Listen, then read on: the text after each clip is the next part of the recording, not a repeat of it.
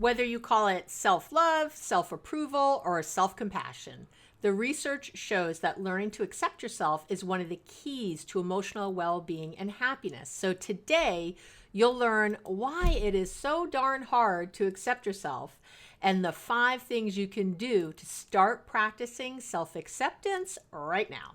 Welcome! Welcome to the podcast. You know who I am. If I have to say it again, then there's something really going on.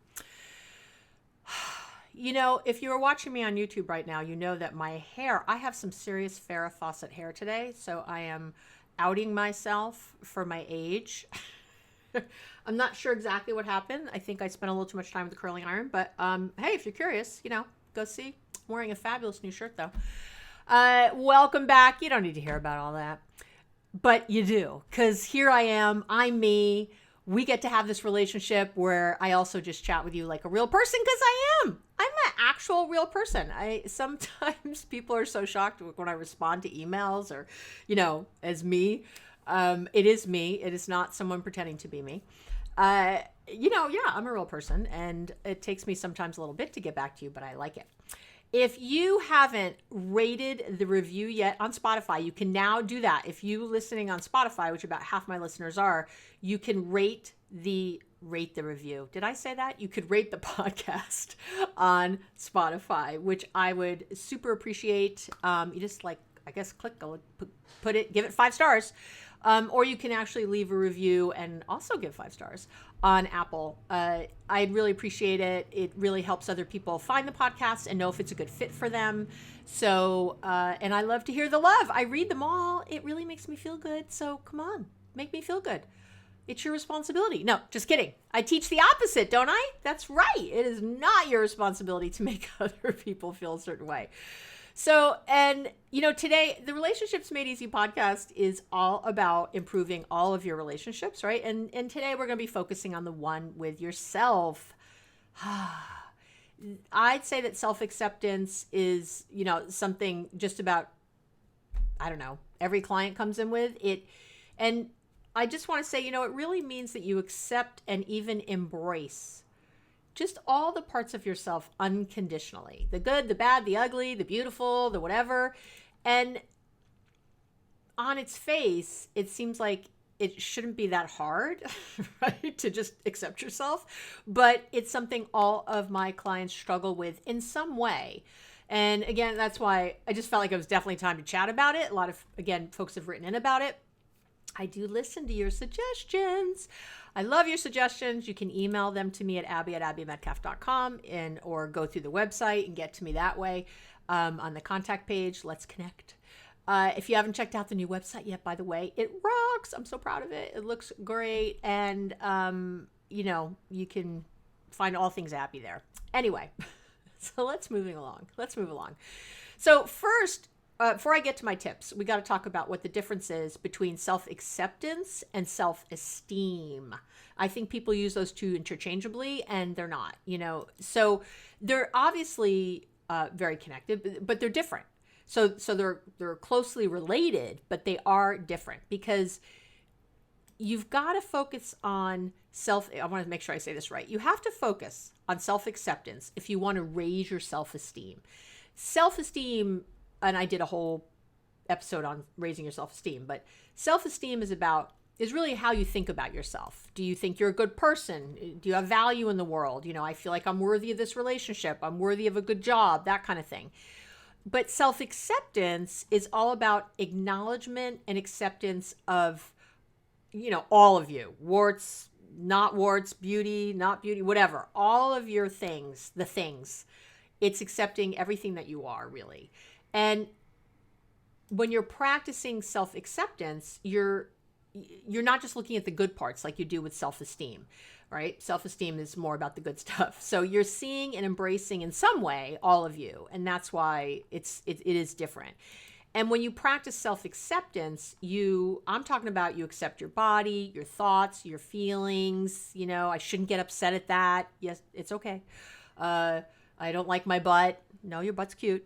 You know, really embracing, accepting is, and what other people think of you. I know, that's a biggie. So it's also accepting that. Well, really, it's not caring what other people think or doing your best. Again, I did another fabulous podcast on how to not care what other people think, but and I'll link to all those in the show notes, as I always do. And self-acceptance doesn't mean you don't want to improve areas of your life. Of course you do, but it means you're also okay where you are right now. And I think people often make the mistake of trying to improve their self-acceptance, how they feel, their acceptance of themselves through some kind of achievement, success, getting something, whatever that is. And that will temporarily boost your self-esteem, but it doesn't affect your self-acceptance. So, because, as soon as the hit of the finished project is over, you're right back where you started. And there was a really great quote I read, and I can't remember where. I'm so sorry. I love to give credit. I'm very careful about not taking credit as something as my thought when someone else came up with it. And if you've been with me a while, I'm because that's important to me. But so I can't remember where I read this. So I apologize. If you're the author and you're listening, give me a shout out and I'll give you credit next podcast. But you can think of the difference between self-esteem and self-acceptance this way. Self-esteem is the quality of the fuel you use, and self-acceptance is how you drive on that tank of fuel. Isn't that good? I'm pretty sure that's what the quote was. I'm close if I'm not right, but you get the idea. So they're different. And so again, you can listen to the episode on self-esteem, but right now I really want to go after that acceptance. So, and how there is a way. And you should, I'm going to talk about this right now. Sorry. Low self-esteem and acceptance and low self-acceptance also affect your mental health. And this is really important because I'm trying to get why this is so important to think about. When you think crappy thoughts about yourself, you literally change your brain. The physical structures in your brain, the real estate of your brain, you change when you think crappy thoughts about yourself. There is research, I'll link to it in the show notes on the website. Studies have shown that when you feel negatively about yourself, and I'm going to keep this simple, but I know you like the science or you wouldn't be here with me. Studies show that when you feel negatively about yourself, the regions in your brain that help you control your stress levels and emotions have less gray matter than people who have higher self-acceptance. Okay, so people who have higher self-acceptance have more gray matter in the region of their brain where we are processing stress and emotions. Now, what the hell is gray matter? Why do you care about gray matter? Less gray matter in these regions of the brain? Because gray matter is that part of your brain is what helps you control all your processes, from how you move to what you remember to processing and controlling your emotions.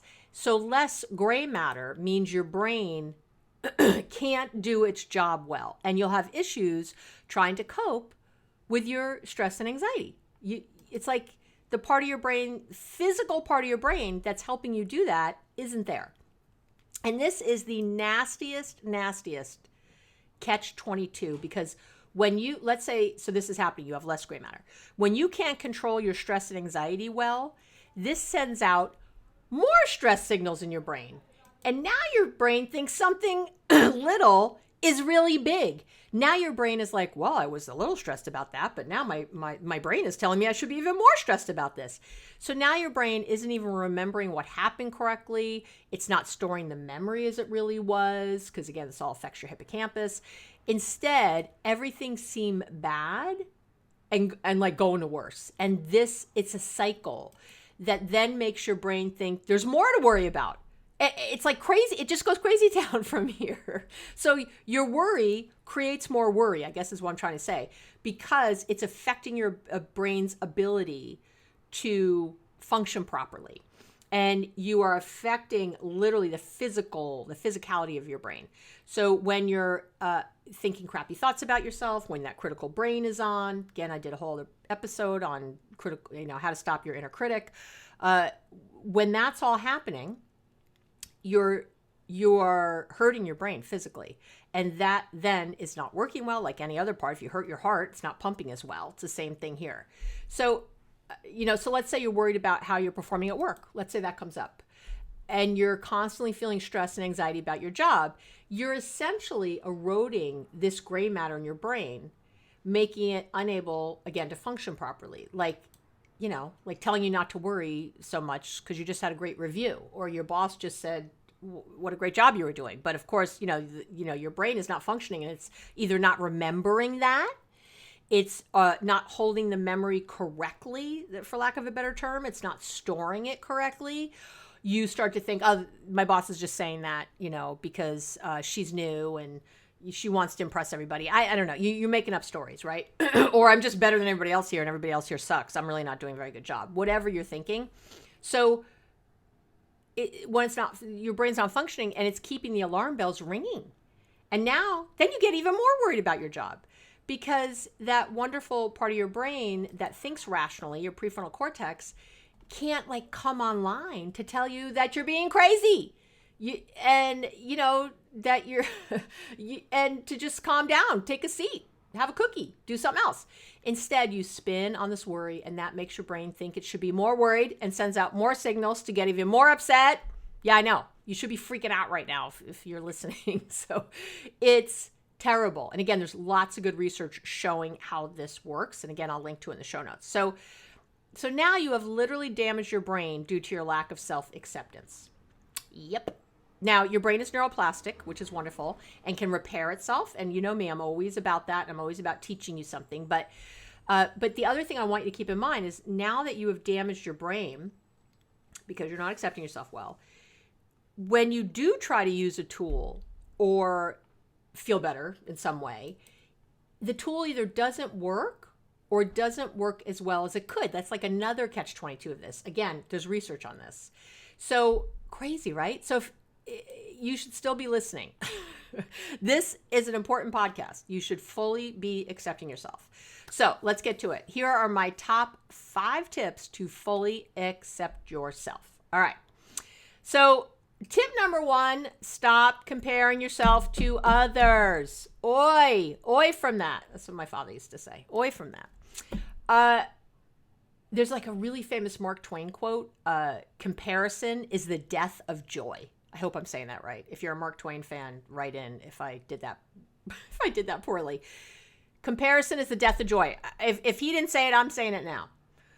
It's the worst. And again, backed by research, we now have a bunch of research showing that comparing yourself to others diminishes your self-confidence while making you more depressed and anxious. This is not doing anything for your self-acceptance. So whether you're watching, Keeping Up with the Kardashians, you're scrolling incessantly through your social media, you're talking to the other moms and wondering how they seem so together, why can't I do it like them? It's killing you, and you've got to stop. Everyone is always, gewollt. How much I'm really doing the Jew thing today, aren't I? There you go. I'm throwing out the Yiddish. Get ready. I'm Jewish mothering you because this makes me nuts. I stay off of social media a lot. I don't hang out there. I do not. And we do, lots of posts and things, from my podcast and other things. And I write everything that goes up there. It's all my words and things. But I don't sit around, I make a reel, I do the things. But I don't sit around scrolling through people's feeds. I just don't. I do not look at it, and I don't do it on purpose because I know I start watching things, I start getting envious. Oh, why can't I have that? Or I should be doing that. Or I just get nervous even sometimes. Sometimes I'll be talking to my online business manager, Dana, who's amazing. And she's so great. And she'll be giving me some great suggestions for how we could be doing the business better and reaching more people. And I find myself getting anxious and upset because you're like, this person's doing this and this person does this and this person's killing it because of this. And I'm like, and it never helps me. It's never a good thing. It's never putting me in the right direction. Well, but for me, so for example, I have to accept I'm not someone who's going to sit on social media all day and take pictures of what I'm doing. It doesn't even occur to me. And other people do. God bless. Go have at it. I don't have any hate about it.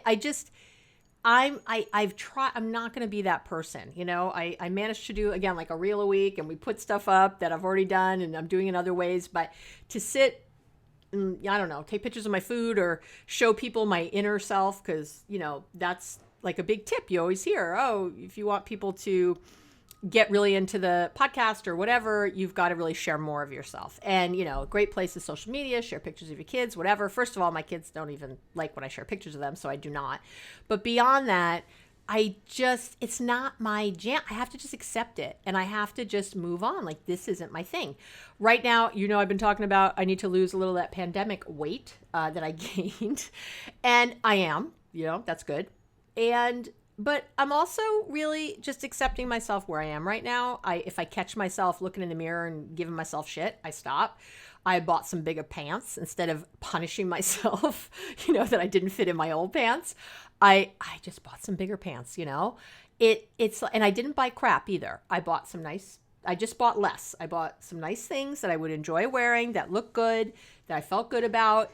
And it's just about that acceptance. And I'm not saying I look in the mirror and go, oh my God, I'm gorgeous. I feel fabulous. Nope. It doesn't happen that way. And I accept it. I'm like, hey, here it is. I'm aging. I'm this, I'm that. I don't look like I used to. My butt got bigger, whatever. It's just, and now, what am I going to do about it? What am I going to do moving forward? But it's without that anger and strife. It's without the self-criticism. It's without the self-judgment, all the things. And so really just, it's so much easier to do when you don't compare yourself. If I was constantly looking at other people who were in my, field and seeing them killing it or seeing that they look better than me or seeing whatever, I would not feel good. That would be hard. And again, my self-acceptance is lower of like, this is just who I am and what I'm able to do. And I do this with my clients. This isn't just about me. So it's something I have them practice a lot where you just stop comparing. I see it a lot with people in relationships, oh, this person has such a great relationship. This person is so this, or, your ex, is now with somebody else and you're thinking they're having this perfect life and you're comparing. No, just stop. You can't read anyone's mind. I know you think you can, but you can't. You just don't know. I don't care how good their pictures are on social media. I don't care how much you hear about it. You just don't know what's really going on. The example I always give is years ago, all my clients, I think like everyone wanted to be Heidi Klum and Seal when they were married. See, a lot of you listening don't even know they were married. Heidi Klum, she had a husband before? Yes. They were married. They had a bunch of kids together and they were like singing to each other on TV and on shows together and they were perfect and everybody loved them. And then they got divorced. Don't know what to say. It's like you don't know what's going on inside. So to compare, but I'd have people comparing it. Oh, they do all these trips together. I'm watching all the things and they're so in love. They're so romantic after, they were together for years, they were having these big Halloween parties every year that were kind of famous. And they were talking about that. Look at them. They have so much fun. I heard all the things and then they got divorced. You just don't know. So stop comparing. Stop. If you do nothing else today, do that. Tip number 2 is to keep your word with yourself. When we don't accept ourselves, we end up full of self-doubt. I would say self-doubt is really how you are knowing regret and self-doubt. I would say that those two are your signals that you do not have much self-acceptance. So what happens when we're full of self-doubt is we change our minds really often. We value others' opinions more than our own. We waffle. And a way out of this cycle is to keep every commitment you make to yourself. If you start a home project but get halfway through and decide you don't like the paint color, just finish the job. Just finish painting it. You can always change it another time. I promise. It's paint. You can change it. There was a reason you picked that color initially. Let that be enough. Just step back and let that be enough. Did you tell your friends you were going out on Saturday with them, but now you feel too fat and don't want to be seen in public? Put on your big girl pants. There's a little joke there that I could say that's literal because maybe you did get chubbier like me. I got bigger pants. Or put on your big boy pants and get your gorgeous friggin' ass out the door. Okay? Look great. So cute back there. Love your caboose. Whenever you notice yourself doubting a decision you've made or not making a decision because you're full of doubt about your judgment, I want you to stop, breathe, and see this for what it is. It's an opportunity. It's an opportunity for self-acceptance. You might mess it up. You might wish you painted the room green later, But it's all about practicing this acceptance of all your decisions and starting to see that they're all right in the moment. They're all right in the moment. You were, and I'm going to say this more in a little bit, but in that moment that you made that choice, you were doing the best with the tools you had. And that changes over time. But that was the choice you made. So just accept it. That's who I was then. That's what I did. And here that's all there is. Okay. It's just like if you look, if I look back at high school photos with my super big teased hair, it was, the early 80s. It was crazy. And so, of course, part of me is like, what was I thinking? It's the best I knew how to do with the tools I had at the time. Okay? That's how it was. All right. Try it for 1 month. I promise. Try for 1 month and you'll definitely see a big difference in how you feel. Okay. Tip number 3, forgive yourself. Please, I beg you. Actually, I'll talk more about this now. Okay. We have all acted in ways we regret. Maybe you hurt someone you love. Maybe you dropped out of school. Maybe you stole something, you cheated. I mean, any number of things that you look back on and you wonder, what was I thinking? You beat yourself up. Maybe you feel ashamed. And, it might be true that you did a bad thing or you made a stupid decision, but that's not the right question to ask yourself. That's not it. Instead of asking if what you're thinking is true, ask yourself if it's helpful. Is it helpful to think about this thing or judge yourself? I mean, because you can't go back and change anything. And I'm assuming you've learned something from what the experience was. So now what? I think I've shared before, I think the most shameful thing I've ever done in my life, which still hurts a tiny bit to say, is that I checked into a drug rehab a couple times when I was a using heroin addict to sell drugs. Yeah, I want you to really hear that. It's the most horrendous thing you can do. Here are people trying to get well, trying to change. And I was going in there to sell them drugs on purpose. I didn't do it by accident. I was purposefully doing it. It is the most, I can't reconcile that person with who I am today. I mean, I just can't. I'm like, how on earth? But you know what? At the time, that was the best I can do. I was so miserable. I guess I was looking to make other people miserable. I was looking to make more money and have 3 hots and a cot while I did it, because I didn't always have a roof over my head for a while there. And I can't go back and change that. I can't go back and unhurt the people I hurt. I can't do it. I just can't. So I had to learn to forgive myself around this really egregious act, this really hard to reconcile thing I did. But I had to do it because it would come up and I would, it just always was there with this shame, this anxiety, this embarrassment, this humiliation.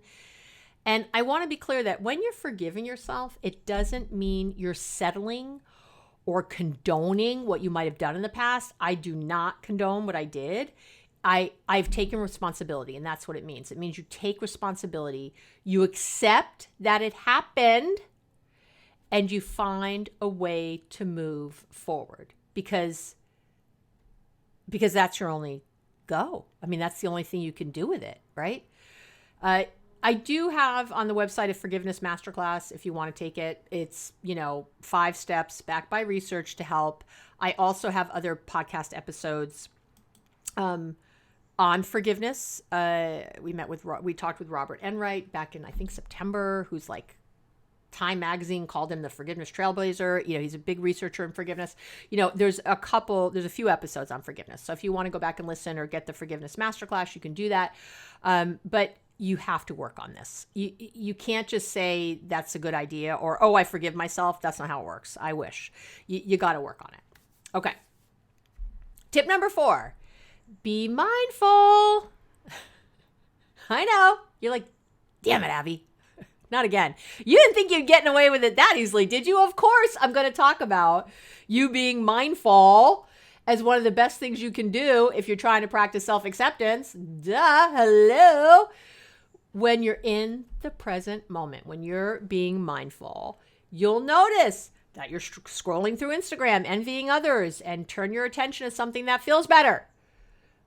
When you're mindful, you'll notice that inner critic in your head and be able to use your tools to quiet that bitch of a voice, that beastie voice. When you have present moment awareness, you'll notice that you're feeling self-conscious and self-critical standing next to your best friend. I know, because she always looks perfect, or he always looks great, or whatever, who they're so put together, and be able to see your own beauty instead. I know.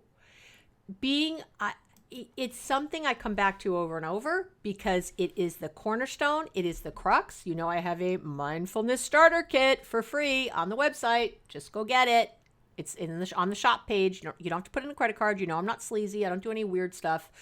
You know, you can get it for free. It's critical that you figure this part out. I've got a ton of episodes on mindfulness and how to do it and how to make it a consistent habit. I mean, Lord, I love you. Friggin' do it already. Do it. Do it. I'm Jewish mother crazy bossy right now. It's just, there's nothing else. I can teach you all the things, but if you don't remember to use them in the moment, it doesn't really help you. If always you're later going, oh, I can't believe I did that. Or, oh, I just spent 2 hours, on TikTok. What was I thinking? Or you've got to catch it earlier. And hopefully, even before, when you catch yourself right at the top of that hill. I always talk about momentum, right? If you have a car on top of a hill and it starts to roll and you want it to stop, you don't run to the bottom of the hill to stop that car. You're at the top. Stop in the car. So you got to get ahead of the momentum. And the only way to do that is to really practice mindfulness like a boss, like it's your job, like this is how you get paid. It is the key to your happy life. Please, please do it. There you go. Okay. Did I preach enough? Did I yell at you enough? Do you feel good? You know I love you. You know that's the reason that I get so emphatic. I hope you know that. It's the reason I get so nutty. I love you. I know I work with thousands of people. I'm telling you what works. This is what works. The research backs me up. I use it in my own life. It's like everywhere. I pull all the pieces together. So that's when I get sort of crazy because I really want you to change your life in the ways you want. I really want, in the ways I want. I'm controlling. I want that too. But I really do want you to be happier. So please, please. Okay. Tip number 5. Find your self-compassion mojo. Why, God? Why, everybody? Why are we so mean to ourselves? Where's the grace we offer others so readily? Where's the patience we show our friends or our kids, right? Why aren't we showing the compassion we give to others to ourselves? That patience, that compassion, what is the dealio? Why do we have such a hard time with that? I did a whole episode on self-compassion and how to do it, and how to get it. So I will link to that in the show notes, of course, but I'll just quickly say here, I started studying Buddhism about 26 years ago now, 27 years ago. Wow, it's been a minute. And self-compassion is a construct. It was originally drawn from Buddhist psychology, and the Buddhists basically saw it as relating to yourself with kindness and compassion. That's how they saw self-compassion. And since then, there is a reigning queen of self-compassion. It's psychologist Kristen Neff. If you haven't gotten down with her stuff, it's time. She's amazing and incredible. And she was really the first person to operationally define the term self-compassion so that we could measure it and study it and measure it and study it. She's, again, a baller in this. And what she says that self-compassion is about just relating to ourselves kindly as we are, flaws and all. When you're self-compassionate, you're able to see the difference between making a bad decision and being a bad person, right? These are different. You understand that your worth is not conditional on a situation, something you said, a thought you might have had. Like, you're not even allowed to have a bad thought. My Lord, people. Like, of course you are. Well, and okay, I'll say it right. So, and she wrote a really great book called like Fierce Self-Compassion for Women. So excellent book. Highly recommend.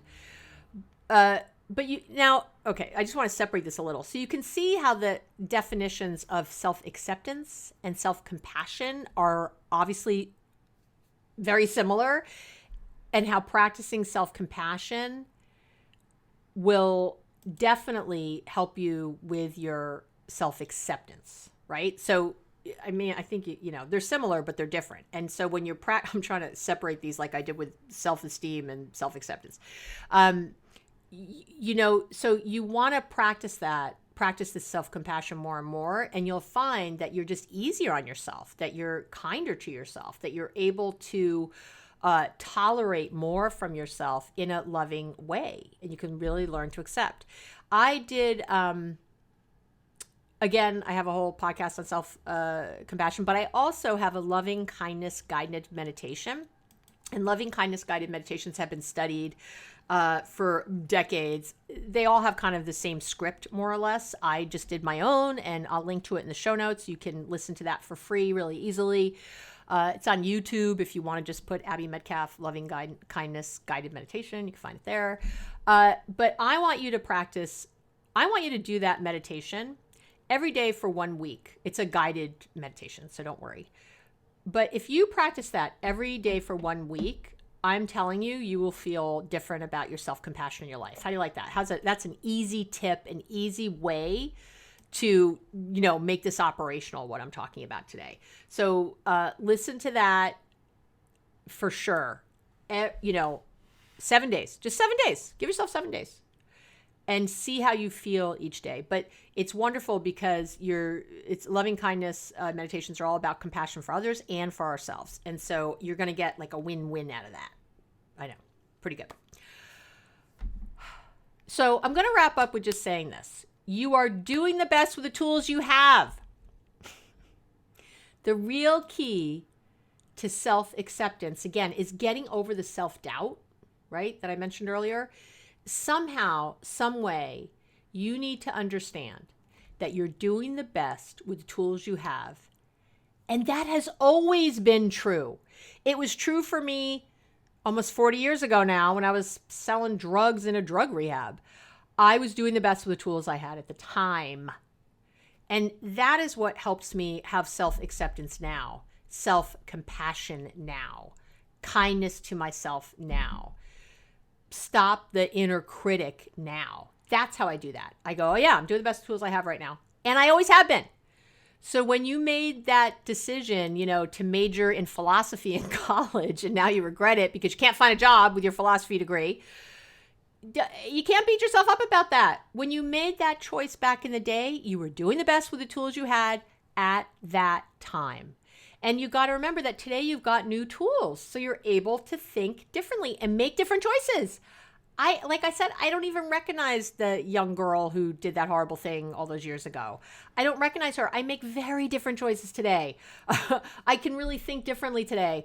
I did use that to learn. I've even learning about my internalized shame. It was helpful. Don't just accept yourself as you are. Accept yourself as you were. I'm going to say that again. Don't just accept yourself as you are now. Accept yourself as you were then. Braces, bad hair, bad decisions, whatever. What do I always say to you? The past is to learn from, not to live in, right? Start accepting and trusting yourself now. Remember, like any other relationship, by the way, like any other relationship, it takes time to build trust with yourself. So be patient, be kind to yourself in the process. Hear, hopefully, my loving voice in your head, because I would never tell you to be mean to yourself. Do all the things. Okay, that's it. We are wrapping up another episode of the podcast. As always, I love that you listen till the end. You're the best. If you have great ideas of upcoming episodes or a question for Ask Dr. Abby, please email that to me at abby@abbymedcalf.com, or go to the website, to the Let's Connect page, and you can see how to email there. I get those. I love having you here. I love being here with you. Thank you for letting me be part of your life and for this relationship we have. It fills me in so many ways I can't even describe. So it's nice to know that I'm very different from the girl I was then to the woman I am now. And this is one of the ways I show that. So I just realized that now. I'm going to cry. I cry sometimes at the end. I love you. Have an amazing week, and I'll talk to you soon.